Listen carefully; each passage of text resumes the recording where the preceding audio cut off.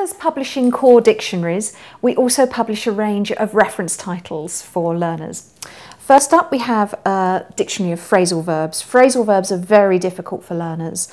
A phrasal verb is a verb followed by a preposition that usually means something a little bit different to what you think it might mean. So if you think about the phrase, Ava's picking up after a bad bout of flu, Ava's not picking anything up off the floor there, she's getting better.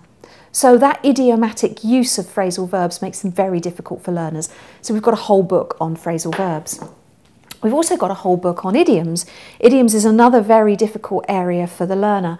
So if we think about the idiom old hat, what does old hat mean? It's got nothing to do with something actually being a hat that you've worn for a few times and maybe had sitting in the cupboard for a few years and that only gets dusted off once a year for a wedding.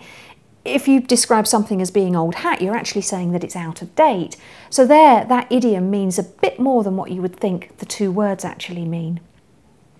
We've also got a whole range of grammar books. We've got the COBUILD English Grammar, which is our advanced grammar for students and for academics and for teachers of English, and for the really keen learner, the learner who really wants to master English needs this grammar.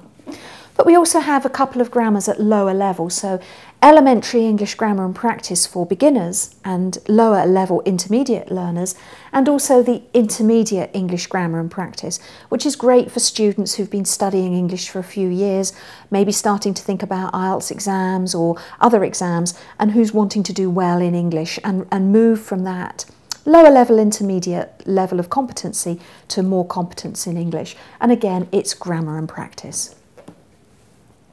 And finally, we have our usage book,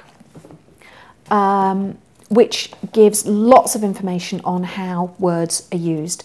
So just looking at the word friend here, it talks about the difference between friends, so when you're friends with somebody, and being friends with someone. So it gives you lots of information about how words are used.